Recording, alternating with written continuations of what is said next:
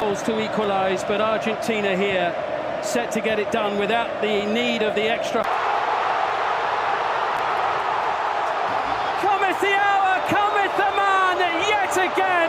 2026 FIFA world കപ്പിൽ റഫറിമാർക്കെതിരെയും സാങ്കേതിക വിദ്യക്കെതിരെയും അതായത് വാറിനെതിരെയുമുള്ള വിവാദങ്ങളും പരാതികളുമാണ് ഇന്ന് ഫുട്ബോൾ ലോകത്തെ ഫുട്ബോൾ പ്രേമികൾ നിരന്തരമായി ചർച്ച ചെയ്തുകൊണ്ടിരിക്കുന്ന, അതോടൊപ്പം തന്നെ സോഷ്യൽ മീഡിയകളിലൊക്കെ സജീവമായി കൊണ്ടിരിക്കുന്ന ചർച്ച.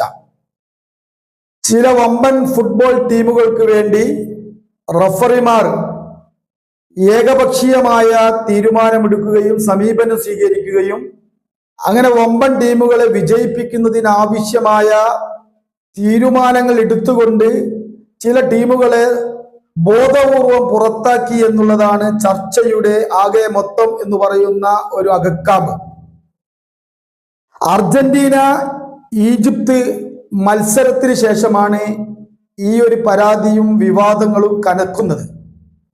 അതിൽ അവസാന 80 മിനിറ്റിനോടടുത്ത് നിൽക്കെ ഈജിപ്ത് 2 ഗോളിന് മുന്നിൽ നിൽക്കെ ചില വിവാദപരമായ റഫറിങ്ങും ചില വാറിന്റെ തീരുമാനവും പ്രകാരം 2-നെതിരെ 3 ഗോളുകൾക്ക് അവസാന 15 മിനിറ്റിൽ 3 ഗോളുകൾ അടിച്ച് അർജന്റീന വിജയിച്ചത് അവർക്ക് റഫറിമാരുടെ പിന്തുണ ഉള്ളത് കൊണ്ടാണ് എന്നാണ് ഫുട്ബോൾ ലോകത്തുള്ള പൊതുവെയുള്ള ഒരു ചർച്ച. ആ കളി കണ്ടവർ ചില ആളുകളിൽ അത്തരക്കാരായിട്ടുള്ള കുറെ അഭിപ്രായം പറയുന്ന ആളുകൾ ലോകത്തെമ്പാടുമുള്ള ഫുട്ബോൾ പ്രേമികളിൽ ഉണ്ട് താനും. അമേരിക്കയുടെ പ്രസിഡന്റ് ഡൊണാൾഡ് ട്രംപ് അമേരിക്കയുടെ ഒരു സ്ട്രൈക്കർ ചുവപ്പ് കാർഡ് കാണുകയും അദ്ദേഹം കളിക്ക് പുറത്തിരിക്കുകയും ചെയ്യേണ്ട അവസ്ഥ വന്നപ്പോൾ ക്വാർട്ടറിൽ മത്സരിക്കുന്നതിന് വേണ്ടി അമേരിക്കയെ കൂടുതൽ സുസജ്ജമാക്കാൻ അദ്ദേഹത്തിനെതിരെയുള്ള ചുവപ്പ് കാർഡ് പിൻവലിച്ച് അദ്ദേഹത്തെ കളിയിലേക്ക് തിരിച്ചെടുക്കണമെന്ന് ഫിഫയോട് ആവശ്യപ്പെടുകയും അതുപ്രകാരം ഫിഫ ചെയ്തു എന്നുള്ള ഒരു പരാതിയും വിവാദങ്ങളും കൂടെ നിലനിൽക്കുന്നുണ്ട്. ഏറ്റവും പ്രധാനപ്പെട്ട ഒരു കായിക ഇനമാണ് ഫുട്ബോൾ. ആ ഫുട്ബോളിന്റെ നിറം, അതോടൊപ്പം തന്നെ അതിന്റെ വർണ്ണം, അതിന്റെ മാസ്മരികത, അതിന്റെ സൗന്ദര്യം ഒക്കെ നഷ്ടപ്പെടുത്തുന്ന തരത്തിലുള്ള വിവാദങ്ങളാണ് നിർഭാഗ്യവശാൽ ലോക ഫുട്ബോൾ പ്രേമികൾക്കിടയിൽ ഉണ്ടാകുന്നത് എന്നതിൽ രണ്ടഭിപ്രായമില്ല. എന്നാൽ ഈ വിവാദങ്ങളെയും ഈ പരാതികളെയും പൂർണ്ണമായി തള്ളുകയാണ് ഫിഫയും ഫിഫയുമായി ബന്ധപ്പെട്ട വക്താക്കളും. ഫിഫയുടെ റഫറിംഗ് ചീഫായ വിയർ യുജി കൊളീന പറയുന്നത് അത്തരത്തിലുള്ള ഒരു സമീപനമോ വിവാദപരമായ ഏതെങ്കിലും ഒരു നിലപാടുകളോ ഏതെങ്കിലും ടീമുകൾക്കെതിരെ ഏകപക്ഷീയമായ നടപടികളോ ഞങ്ങൾ സ്വീകരിച്ചിട്ടില്ല. ഇത് തികച്ചും സ്വതന്ത്രമായിട്ടുള്ള ഒരു സംവിധാനമാണ് ഫിഫ.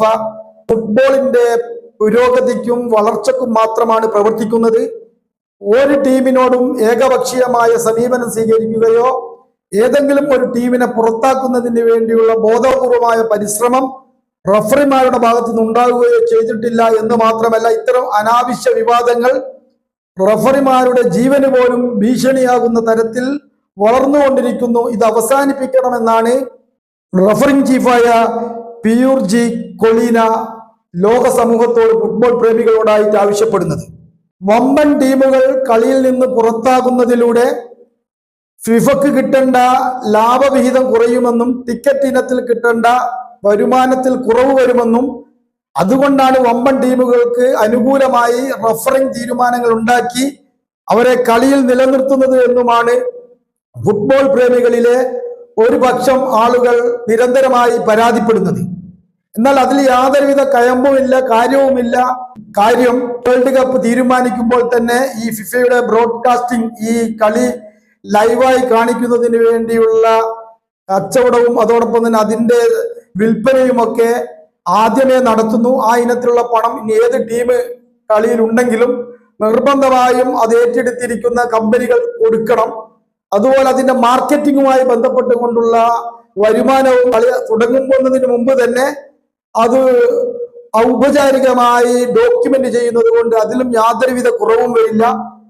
കളിയിൽ ടിക്കറ്റ് വരവിൽ വരുന്ന ചെറിയ വ്യതിയാനം ഒരു കാരണവശാലും ഈ ഫിഫ എന്ന് പറയുന്ന ഈ ലോക ഫുട്ബോൾ മാമാങ്കത്തെ നിയന്ത്രിക്കുന്ന ഈ സംവിധാനത്തിന് ഒരു തരത്തിലുമുള്ള നഷ്ടം വരുത്തില്ല എന്നും കിട്ടുന്ന പണത്തിന്റെ വലിയൊരു വിഹിതം തന്നെ ഈ ലോകത്തുള്ള ഫുട്ബോളിന്റെ വളർച്ചക്കും ഉയർച്ചക്കും അതോടൊപ്പം തന്നെ അതിന്റെ മികവിനു വേണ്ടിയാണ് ഉപയോഗിക്കുന്നതെന്നും ഫിഫയുടെ ഔപചാരികമായ അംഗീകാരമുള്ള എല്ലാ രാഷ്ട്രങ്ങൾക്കും ഇതിന്റെ കളിക്കാർക്ക് അല്ലെങ്കിൽ കളി സംവിധാനങ്ങൾക്ക് അവരുടെ ഫെഡറേഷനുകൾക്ക് ഇതിന്റെ പണം കിട്ടുന്നുണ്ട്. അതുകൊണ്ട് എല്ലാവർക്കും ഗുണകരമാണ് ഈ കളി ലാഭത്തിലാകുന്നത് എന്നും, എന്നാൽ ഏതെങ്കിലും ഒരു ടീമിനോട് ഏകപക്ഷീയമായ രൂപത്തിൽ നിലപാട് സ്വീകരിച്ചുകൊണ്ട് ഈ ഫിഫ ഇത്തരത്തിലുള്ള ഒരു കള്ളക്കളി കളിക്കുന്ന ഒരു ഫെഡറേഷൻ അല്ല, അല്ലെങ്കിൽ ഒരു സംവിധാനമല്ല.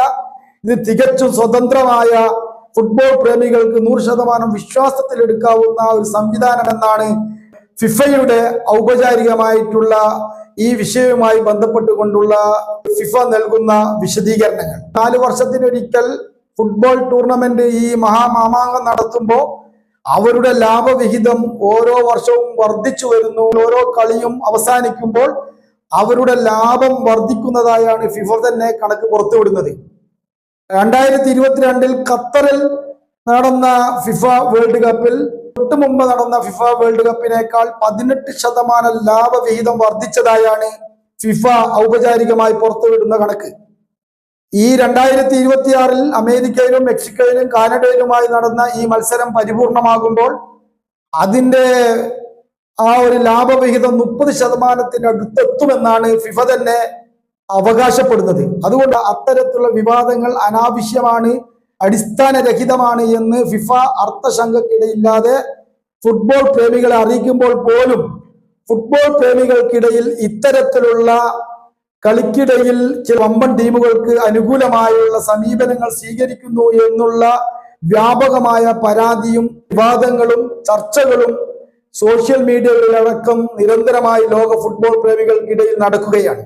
ഈ വിഷയത്തെ പറ്റി നിങ്ങളുടെ അഭിപ്രായങ്ങൾ കമന്റിൽ രേഖപ്പെടുത്തുകയും ഈ വേൾഡ് കപ്പ് നിറം മങ്ങിപ്പോയിട്ടുണ്ടോ, ഈ വേൾഡ് കപ്പിന്റെ മാസ്മരികത ചോർന്നു പോയിട്ടുണ്ടോ, ഈ വേൾഡ് കപ്പിന്റെ സൗന്ദര്യത്തിൽ വിവാദങ്ങൾ നിയലിച്ചു കാണുന്നുണ്ടോ എന്നുള്ള അഭിപ്രായം രേഖപ്പെടുത്തണമെന്ന് അഭ്യർത്ഥിച്ചുകൊണ്ട് ഞാൻ ഈ വീഡിയോ അവസാനിപ്പിക്കുന്നു.